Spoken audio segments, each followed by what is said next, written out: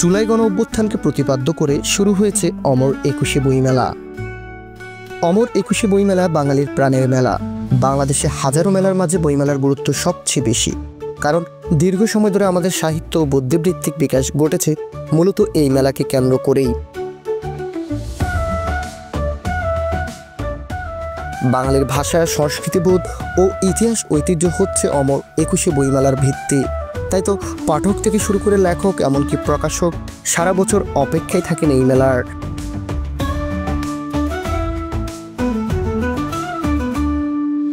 দেশের ইতিহাসের সবচেয়ে বড় বইমেলা এবার সেজেছে বর্ণিল সাজে। চলতি বইমেলায় বাংলা একাডেমি প্রাঙ্গণ এবং সোহরাওয়ার্দী উদ্যানে ব্যতিক্রমী সব স্টল বানিয়ে পাঠকদের আগ্রহ বাড়িয়েছে বহুগুণেই। এখানে ভালোই লাগলো, মোটামুটি পরিবেশটা সুন্দর, বইগুলো সুন্দর, অনেকগুলো স্টল দেখলাম, আরও দেখবো। অনেক ভালো লাগছে। আগের বারও তো এসেছিলাম, তো আগের বারের থেকে মনে হলো যে এবার মেলায় অনেক ইউনিক স্টলগুলো দেখতে পাচ্ছি। সো এগুলো থাকার কারণে আরো মেলার সৌন্দর্যটা বেড়েছে আমি বলে মনে করি। বাংলা একাডেমি প্রাঙ্গণের বিপরীত পাশে তাকালেই চোখে পড়বে প্রত্নতাত্ত্বিক এক নিদর্শন। তবে একটু সামনে এগুলোই স্পষ্ট বোঝা যাবে এটি একটি বইয়ের স্টল। দেশের ইতিহাস ঐতিহ্যের অংশ হয়ে এখনও টিকে থাকা খানেদিঘির মসজিদের আদলেই বানানো হয়েছে এই স্টলটি, যার তত্ত্বাবধানে রয়েছেন প্রত্নতত্ত্ব অধিদপ্তরের কর্মকর্তা ও কর্মচারীরা।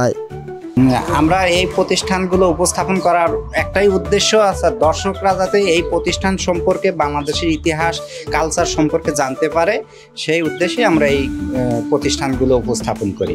বাংলা একাডেমির প্রবেশদ্বারে দেখা মিলবে জুলাই আগস্ট অভ্যুত্থানের নেতৃত্ব দানকারী বৈষম্য বিরোধী ছাত্র আন্দোলনের একটি স্টল। জুলাই চত্বরেই এর অবস্থান, যেখানে পাওয়া যাবে জুলাই ট্র্যাজেডি নিয়ে লেখা সকল গল্প, উপন্যাস কিংবা কবিতার বই। চাইলে যে কেউ সেখানে লিখে আসতে পারবেন জুলাই অভ্যুত্থানের অভিজ্ঞতার কথাও। মূলত জুলাই আগস্টের স্পিরিট ধারণ করতেই এমন উদ্যোগ বাংলা একাডেমির। কেউ বাচ্চা নিয়ে আসছেন যে তার বাচ্চা হচ্ছে আন্দোলনের সময় অনেক কিছু ডায়েরি লিখছে, সেটা আমাদের কাছে শেয়ার করছেন।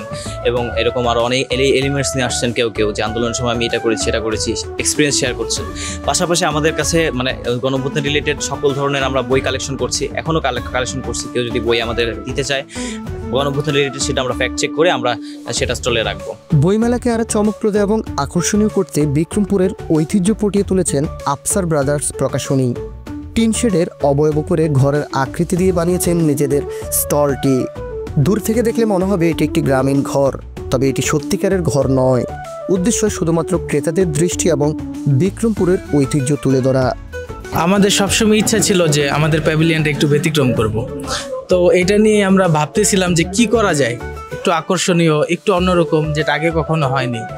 ইন দ্য মিন টাইম আমরা যখন বিক্রমপুর যাই একটা বিয়ে খেতে, তখন আমরা একটা ঘর দেখি, ঘরটা আমাদের এত পছন্দ হয়। আমরা জানি সবাই বিক্রমপুরের ঘরের একটা আলাদা স্টাইল থাকে, সো এই স্টাইলটা আমাদের পছন্দ হয়। তখনই আমাদের মাথায় আসে যে আমরা তো ব্যতিক্রম কিছু করতে চাচ্ছি, তাহলে আমাদের প্যাভিলিয়নটাই বিক্রমপুরের ঘরের স্টাইলে করি।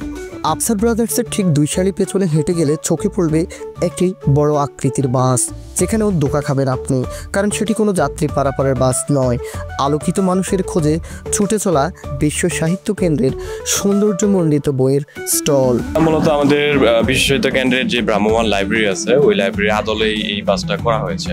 সবাই দেখা গেছে যে সোশ্যাল মিডিয়া এটা দেখে সবাই আগ্রহ বাড়িয়ে আসছে আর কি। এখানে বাংলা একাডেমির প্রাঙ্গণে এবার দেখা গিয়েছে চাইনিজ বইয়ের স্টলও, যেখানে বিক্রি হচ্ছে চাইনিজ লেখকদের সকল বই। চায়না এবং বাংলাদেশের যে ফ্রেন্ডশিপ, সেটা এই বছরই 50 বছর পূর্তি, সেটা আমরা কয়েকদিন আগে সেটা উপভোগ করেছি। চায়না এম্বাসি থেকে করেছিল, তো এই স্টলটা মূলত চায়না এম্বাসি থেকে দেওয়া। বাংলাদেশে এসে চাইনিজ বুকশপ দেখে উচ্ছ্বাসিত সে দেশের নাগরিকরাও। We can see the cultural exchange. We can let Bangladesh people to know more, to know Chinese culture, Chinese language, and Chinese history. And we also can feel more Bangladesh history and the culture. মন জুড়ানো প্রাণের বইমেলায় এমন ব্যতিক্রমী সব stall দেখে হয়তো আবেগপ্রবণ কিংবা হিমশীতল আনন্দের গভীরে ডুব দিবেন আপনিও। পাঠক লেখকদের মিলন মেলায় এমন সাজ সত্যি প্রশংসনীয়।